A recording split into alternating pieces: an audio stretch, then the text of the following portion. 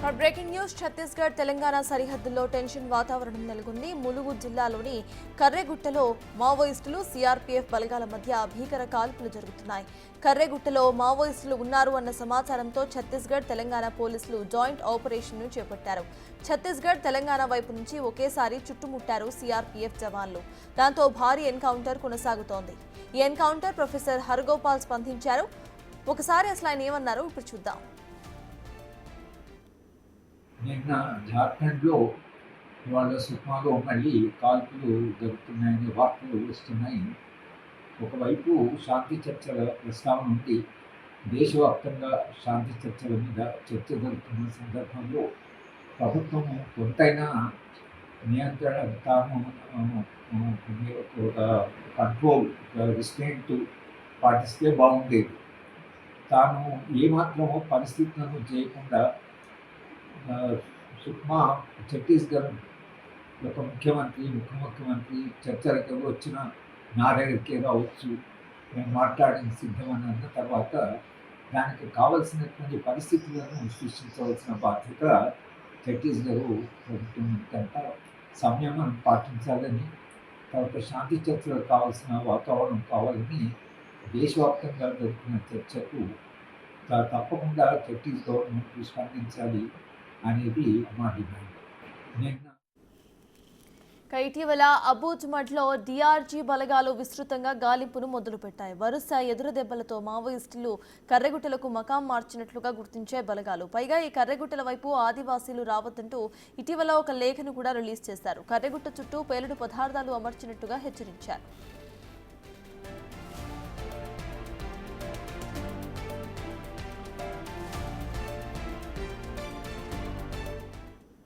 ఇప్పటికీ Maoist encounters కు సంబంధించిన పూర్తి details to my associate input editor Nagesh అందించడానికి సిద్ధంగా ఉన్నారు. నగేష్, చెప్పండి, మొత్తం సిచ్యువేషన్ అసలు మనం ఎలా చూడాలంటారు? కూంబింగ్ ఆపరేషన్ చేస్తున్నారు, మావోయిస్టులు అక్కడ ఉన్నారు అని పక్కా సమాచారం కూడా ఉన్నట్టుగా తెలుస్తోంది. అసలు అప్డేట్స్ ఏంటి?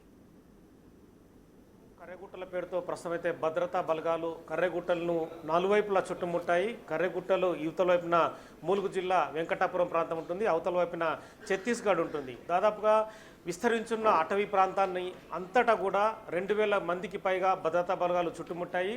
నలువైపుల నుంచి కూడా మావోయిస్టులను చుట్టుముట్టి ప్రస్తుతం అయితే ఏదైతే ఛత్తీస్గఢ్ వైపున ఎన్కౌంటర్ కొనసాగుతున్నట్టుగా సమాచారం. ములుగు జిల్లా ఎస్పీ శబరీష్ కూడా పూర్తిగా ధృవీకరించడం లేదు. కేవలం సిఆర్పిఎఫ్ బలగాలు మాత్రం కర్రెగుట్టను సంబంధించి ఆ చుట్టుపక్కల ప్రాంతాలు అలర్ట్గా ఉన్నారా లేరా అని చెప్పి చెక్కింగ్ కోసమే వచ్చాయని చెప్తున్నారు. కానీ 1200 మందికి పైగా బలగాలు ఛత్తీస్గఢ్ నుంచి కర్రెగుట్ట వైపుకు రావడం పూర్తిగా అనుమానాలకు తావిస్తుంది. మనకున్న కొంత సమాచారం మేరకు అయితే ఛత్తీస్గఢ్ అటవీ ప్రాంతం ఏదైతే కర్రెగుట్టలు ఉన్నాయో ఆ ప్రాంతంలో మావోయిస్టులకు అలాగే భద్రతా బలగాలకు మధ్య తెల్లవారుజాము నుంచే ఎన్కౌంటర్ కొనసాగుతున్నట్టుగా తెలుస్తుంది. దీనికి సంబంధించి ఇప్పటికే చర్చల వాతావరణాన్ని కొనసాగించాలని చెప్పి మావోయిస్టు పార్టీ కూడా ప్రకటించింది. కర్రెగుట్టల చుట్టూ కూడా మందు పాత్రలు అమర్చాము, ఎవరు సామాన్య ప్రజలు కర్రెగుట్టల వైపు రాకూడదని చెప్పి మావోయిస్టు పార్టీ కూడా ఒక లేఖ విడుదల చేసింది. కానీ ఇక్కడ టెక్నికల్ అంశం ఏంటంటే అటు పోలీసులు ఆ లేఖని పూర్తిగా ధృవీకరించలేదు. ఒకవేళ పోలీసులే లేఖను విడుదల చేసినట్టుగా గతంలో చాలామంది అనుమానించారు. ప్రస్తుతం ప్రొఫెసర్ హరగోపాల్ బిగ్ టీవీకి అందుబాటులో ఉన్నారు. నమస్తే సార్. సో ఒక వీడియో మీరు విడుదల చేశారు, పర్టికులర్గా ఆపరేషన్ అయితే కర్రెగుట్టల వైపు భద్రతా బలగాలు మావోయిస్టుల మధ్య ఎన్కౌంటర్ సాగుతున్నట్టుగా. సో యాక్చువల్గా అక్కడ సిచ్యువేషన్ ఏంటంటారు సార్? సిచ్యువేషన్ ఏంటో మనకు తెలియదు, మీడియా ద్వారా తప్పించి మనకు సిచ్యువేషన్ తెలియదు. కానీ ఒకవేళ ఇది మళ్ళీ అంటే ఎదురు కాల్పుల పేరు మీద ఒకవేళ యుద్ధ వాతావరణము పెరిగితే దేశవ్యాప్తంగా 40-50 సంస్థలు 140-150 మంది ఒక అప్పీల్ చేశారు.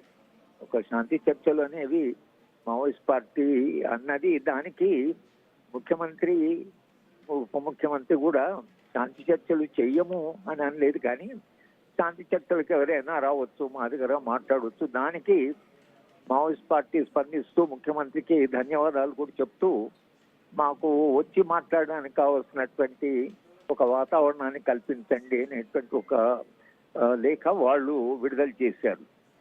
ఏనాడైనా అంటే శాంతి అనేది అదేమీ శ్మశాన శాంతి కాదు, కానీ శాంతి అనేది ఉంటే భారత ప్రభుత్వానికైనా మావోయిస్ట్ పార్టీకైనా మూల సమస్యలు ఏమిటి, అసలు మౌలికంగా ఎందుకు కొన్ని వందల సంవత్సరాలుగా ఆదివాసీ ప్రాంతాల్లో నిరంతరంగా పోరాటాలు జరుగుతున్నాయి. ఇప్పుడు ఇవాళ జరుగుతున్న పోరాటం కాదు కదా, బిర్సా ముండా 150 ఏళ్ళ కింద జరిగినప్పుడు, అంతకుముందు కూడా బ్రిటిష్ ఈస్ట్ ఇండియా కంపెనీతో ఆదివాసీలు పోరాటాలు చేసిన చరిత్ర ఉంది. ఎందుకు ఇంత పెద్ద చరిత్ర, ఇంత పోరాటాలు జరుగుతున్నాయి? ఆ పోరాటాల ఫలితంగానే భారత రాజ్యాంగం రాసేటప్పుడు షెడ్యూల్ 5లో ఆదివాసీల సమ్మతి లేకుండా ఆదివాసీ ప్రాంతంలో బయట వాళ్ళు పోకూడదు అనేటువంటి ఒక హామీ ఏదైతుందో రాజ్యాంగము ఆదివాసులకు ఇచ్చింది. ఆ తర్వాత కూడా చాలా SC/ST అట్రాసిటీ యాక్ట్ వచ్చింది, పీసా వచ్చింది, తర్వాత ఫారెస్ట్ రైట్స్ యాక్ట్ వచ్చింది, 1 of 7. ఈ చట్టాలన్నీ కూడా ఆదివాసీ పోరాటాలకి ఒక ప్రజాస్వామ్య స్పందనగా వచ్చాయి. ఇప్పుడు కూడా శాంతి వస్తే అప్పుడు మూల కారణాలు ఎందుకు ఇన్ని దశాబ్దాలుగా ఈ ప్రాంతాలు ఇంత అలజడి ఉంది, కారణాలు ఏమైంటాయి? భారతీయ జనతా పార్టీ అయినా రాష్ట్రీయ స్వయం సేవక సంఘ్ అయినా ఆలోచించవలసింది ఏంటంటే, మన దేశంలో ఉండేటువంటి ఆదివాసీలు ఎవరో రెచ్చగొడితే వాళ్ళు రెచ్చిపోయి పోరాటాలు చేస్తున్నారనే అవగాహన కంటే కూడా ఇది ఇవాళ వచ్చిన పోరాటం కాదు, ఈ పోరాటానికి సుదీర్ఘ చరిత్ర ఉంది. ఎందుకు ఇంతకాలంగా ఈ దేశంలో ఆదివాసీలు ఎందుకు పోరాటాలు చేస్తున్నారు అనేటువంటి అంశం ఏదైతుందో దాని గురించి ఆలోచించడానికి శాంతి ఒక అవకాశం. శాంతి అనేది ఎప్పుడైనా ఈ విధంగా ఈ మధ్య 2 మీటింగ్లు అటెండ్ చేశారు. మొదటేమో శాంతి చర్చలకు సంబంధించి కొంతమంది పౌరకుల నేతలు పాల్గొన్నారు, అందులో మీరు కూడా ఉన్నారు. మళ్ళీ ఈ మధ్య కాలంలో ఎమ్మెల్సీ కోదండరాం కావచ్చు, చాలా మంది పౌరకుల నేతలతో పాటు అందులో మీరు కూడా కూర్చుండి శాంతి చర్చలకు సంబంధించి ఒక ఇంపాక్ట్నెస్ అయితే తీసుకొచ్చారు. కానీ ఒక రాష్ట్ర ప్రభుత్వం తెలంగాణ మాత్రమే శాంతి చర్చలకు ఒప్పుకుంటే కుదరదు. ఛత్తీస్గఢ్, మహారాష్ట్ర, కర్ణాటక, ఆంధ్రప్రదేశ్, సో చుట్టుపక్కల రాష్ట్రాల ముఖ్యమంత్రులు కానీ కేంద్రం కానీ శాంతి చర్చలకు ఒప్పుకుంటేనే ఆపరేషన్ కగార్ అనేది ఆగే అవకాశం ఉంటుంది.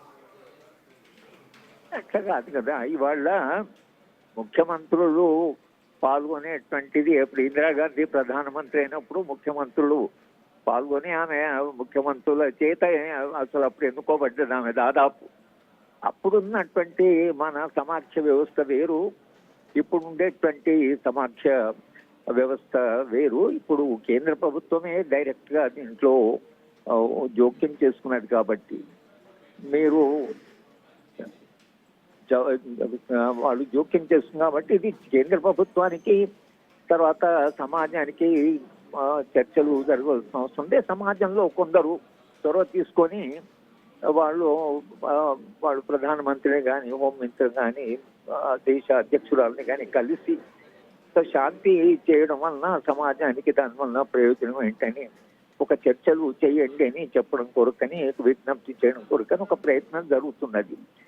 మరి ఛత్తీస్గఢ్లో ఒక శాంతియుత వాతావరణం అంటే పూర్తిగా అది కాదు, కానీ ఒక రకమైన సంయమనాన్ని పాటించి ఒక వాతావరణాన్ని క్రియేట్ చేయగలిగితే దాని నుంచి మంచి ఏమైనా వస్తుందేమో ఒక ప్రయత్నం చేయవచ్చు. మనము ఉమ్మడి ఆంధ్రప్రదేశ్లో కూడా శాంతి చర్చల ప్రయోగం కూడా జరిగింది. ఆ ప్రయోగము యొక్క విలువ కొంత ఉంది, దానికి ఒక ప్రయత్నం చేయమని ఇప్పుడు ఆ ఇద్దరి మధ్యన జరుగుతున్న ఏదైతే హోరాహోరీ కాల్పులు జరుగుతున్నాయో దానికి బయట ఉండేటువంటి సమాజము ఏమాత్రం స్పందించకపోతే అది ప్రజాస్వామ్యానికి చాలా ప్రమాదం. కనుక ప్రజాస్వామ్యాన్ని ఈ దేశంలో నిలుపుకోవాలంటే పౌర సమాజం మాట్లాడాలి. ఇవాళ పౌర సమాజంలో ఉండేటువంటి ప్రజాస్వామ్యవాదులు ఏమంటున్నారంటే ఒక రకమైన శాంతి చర్చలు జరిగితే అది ప్రజాస్వామ్యానికి, ప్రభుత్వానికి, ఒక రకంగా మొత్తం సమాజానికి అది మనం కూర్చొని మాట్లాడుకోవడానికి ఎందుకు ఈ సమస్యలు వస్తున్నాయని చర్చించుకోవడానికి ఇది ఒక అవకాశంగా ఉంటుంది అనే ప్రయత్నం కూడా జరుగుతుంది. ఆ ప్రయత్నానికి స్పందించాలి అనేది మనం వాళ్ళకు నిరంతరంగా విజ్ఞప్తి చేస్తున్నాం. సో ఇప్పుడు కరిగుట్టల దగ్గర కరిగుట్టలు అంటే బచావో కరిగుట్టలు అని చెప్పి ఆపరేషన్ అయితే కొనసాగుతుంది. 1200 మందికి పైగా భద్రతా బలగాలు 2 వైపులా చుట్టుముట్టాయి, అటు ఛత్తీస్గఢ్ వైపు, ఇటు తెలంగాణ వెంకటాపురం వైపు. మీరు ఒక వీడియో ప్రస్తుతం అయితే విడుదల చేశారు, అంటే మీకు ఎంతో కొంత సమాచారం ఉంటుంటుంది. యాక్చువల్ అక్కడ ఏం జరుగుతుందని చెప్పి చెప్పొచ్చు సార్? ఇది మీరు చెప్పే సమాచారం, వేరే సమాచారమే ఉంటుంది. మీడియా చెప్పే సమాచారమే ఉంటుంది. అక్కడైతే ఒక పెద్ద కన్ఫ్రాంటేషన్ జరుగుతుందనేది నిజం.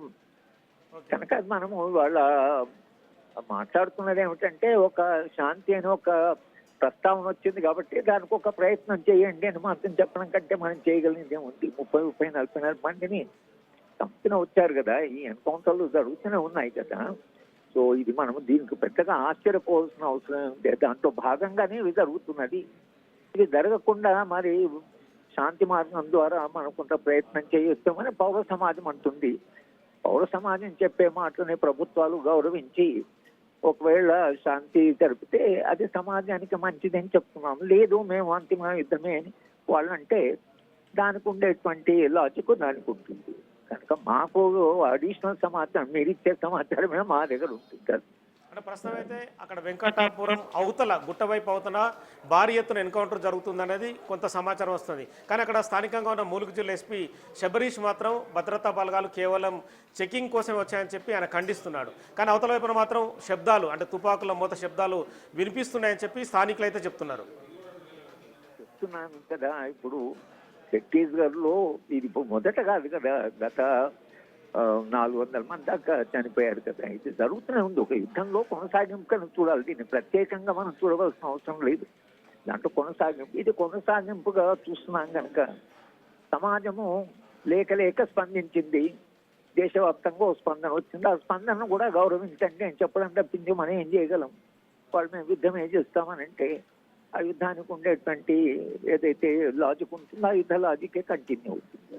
ఓకే అండి, థ్యాంక్ యూ సార్. సో మొత్తానికైతే ములుగు జిల్లా వెంకటాపురం చుట్టుపక్కల ప్రాంతంలో భారీగా బలగాలు మోహరించాయి. ప్రస్తుతం అయితే ఛత్తీస్గఢ్ కర్రిగుట్ట వైపు అయితే భారీ ఆపరేషన్ కొనసాగుతున్నట్టుగా తెలుస్తుంది. ఉదయం తెల్లవారుజామున నుంచే పెద్ద ఎత్తున భద్రతా బలగాలు స్థానికంగా ఉన్న తెలంగాణ పోలీసుల సపోర్ట్ తీసుకొని వాళ్ళంతా ముందుకు వెళ్లారు. మావోయిస్టు పార్టీ పెద్ద ఎత్తున అవతలి పక్కన సమావేశం అయినట్టుగా సమాచారం ఉండడంతోనే భద్రతా బలగాలు చుట్టూ ముట్టి ప్రస్తుతం అయితే ఓరాఊరిగా ఎదురుకాల్పులు జరుగుతున్నట్టుగా సమాచారం వస్తుంది. మరి అందులో మావోయిస్టులు ఎంతమంది చనిపోయారు, మరి భద్రతా బలగాలు అందులో మృతి చెందిన వారు ఉన్నారా లేదనేది మాత్రం అఫీషియల్గా ప్రకటించాల్సిన పరిస్థితి అయితే ఉంది. ములుగు జిల్లా ఎస్పీ శబరీష్ మాత్రం ఎటువంటి ఎదురుకాల్పులు జరగడం లేదు, కేవలం భద్రతా బలగాలు ఏదైతే బచావో కరిగుట్టల పేరుతో గతంలో జరిగిన వ్యవహారం ఏదైతే ఉందో వాటిని చెక్ చేయడం కోసమే ఆ ప్రాంతానికి భద్రతా బలగాలు వచ్చాయని చెప్తున్నారు. కానీ 1200 మందికి పైగా భద్రతా బలగాలు రావడంతో ములుగు జిల్లాలో వెంకటాపురం కావచ్చు, వాజేడు కావచ్చు, ఆ చుట్టుపక్కల ప్రాంతాల